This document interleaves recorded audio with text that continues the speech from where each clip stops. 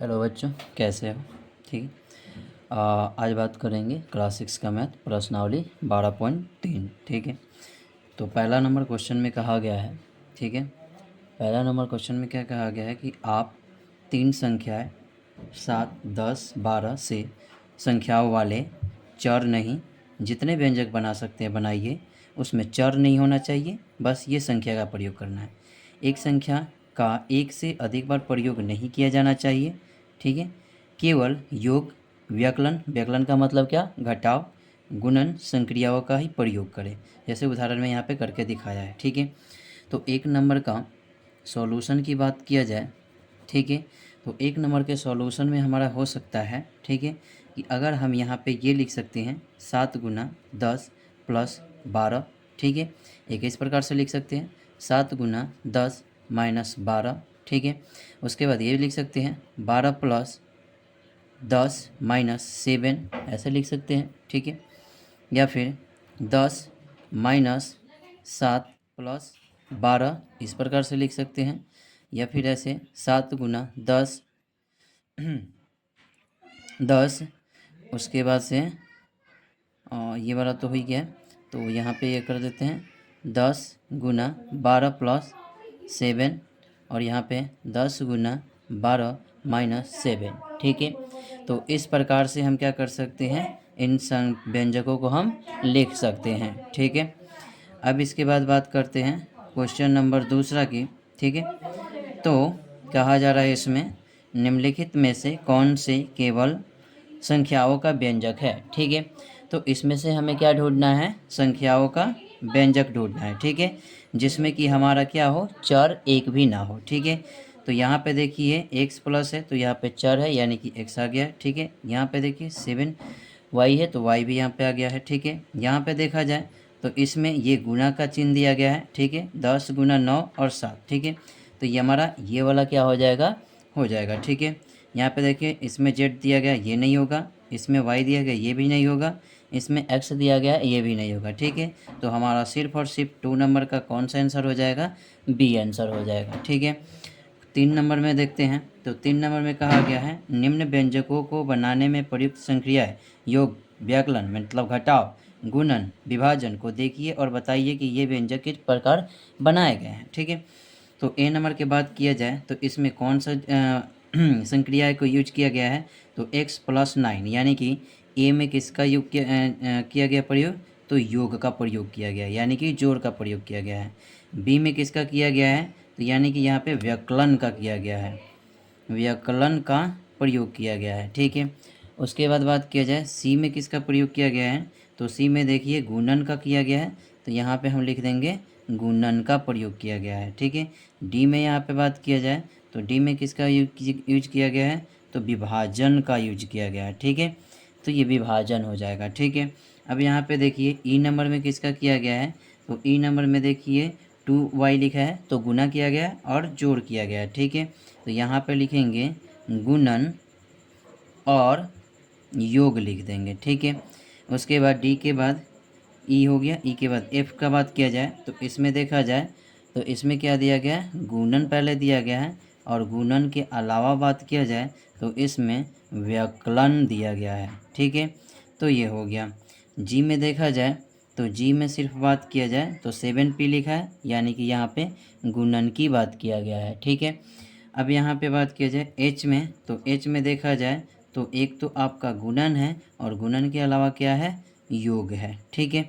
उसके बाद आई में देखा जाए तो आई में आपका क्या है, गुणन है, और गुणन के साथ और क्या है, तो गुणन के साथ और व्याकलन है। ठीक है।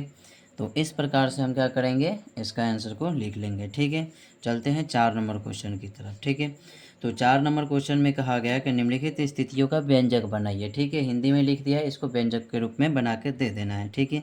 तो ए नंबर में कहा गया ए में 5 जोड़ना। ठीक है। तो ए में 5 जोड़ना, ए प्लस 5 हो गया। ठीक है। बी नंबर में क्या कह रहा है, तो बी नंबर का ए में 5 घटाना। ठीक है। तो ए माइनस कितना कर देंगे, 5 कर देंगे। ठीक है। सी नंबर में बात किया जाए तो ए को 5 से गुना करना। ठीक है। तो ए को 5 से गुना कीजिएगा तो कितना आएगा, 5 ए आएगा। ठीक है। अब यहाँ पे सी हो गया। डी नंबर की बात किया जाए तो कह रहा है कि ए को 5 से भाग दे, ठीक है। तो ए ऊपर हो जाएगा, 5 नीचे हो जाएगा, ठीक है। डी के बाद ई नंबर की बात किया जाए, एम में से 7 घटाना, ठीक है। तो एम में से 7 घटा दिए। एफ नंबर में बात किया जाए तो माइनस एम को 7 से गुना करना है, तो माइनस एम लिखना है, ठीक है, और गुना 7, तो यहाँ पे हो जाएगा -7m, ठीक है। एफ के बाद बात किया जाए जी नंबर, तो जी नंबर में कितना कह रहा है, भाग देना है, -m से भाग देना है कितना से, 7 से m में, ठीक है। तो ये हो गया हमारा। जी के बाद एच की बात किया जाए तो यहाँ कह रहा है m को -5 से गुना कीजिए, तो m गुना -5 लिखेंगे तो बराबर कितना आएगा, -5m आएगा, ठीक है। तो इस प्रकार से हमारा क्या हो जाता है, क्वेश्चन नंबर 4 का आंसर हो गया, ठीक है। अब यहाँ पे बात करते हैं 5 नंबर, ठीक है। तो 5 नंबर में कह रहा है निम्नलिखित स्थितियों के लिए व्यंजक दीजिए, ठीक है। तो ए नंबर में व्यंजक हम देखेंगे कि m के 7 गुना में 6 जोड़ना, ठीक है। तो m गुना क्या करना है, 7, और प्लस कितना करना है, 6, तो बराबर में कितना आएगा, तो 7m और प्लस में 6 आ जाएगा, ठीक है। इसके बाद से बात किया जाए बी नंबर में, तो बी नंबर में बात किया जाए तो ये हो जाएगा 2a में कितना जोड़ना है, 13 जोड़ना है, तो ये 13 हो गया, ठीक है। सी नंबर में बात किया जाए तो x का -5 से गुना करना है, ठीक है। तो x गुना कितना, -5, तो बराबर में कितना हो जाएगा, -5x हो जाएगा। डी नंबर की बात किया जाए तो x को 5 से गुना करके परिणाम में 10 जोड़ना, ठीक है। तो x को गुना करना है -5 से, और प्लस में कितना करना है, 10, तो बराबर में कितना हो जाएगा, -5x + 10 हो जाएगा, ठीक है। अब यहाँ पे ई नंबर में देखा जाए तो ई नंबर में कहा गया है x को 5 से गुना करना है, ठीक है।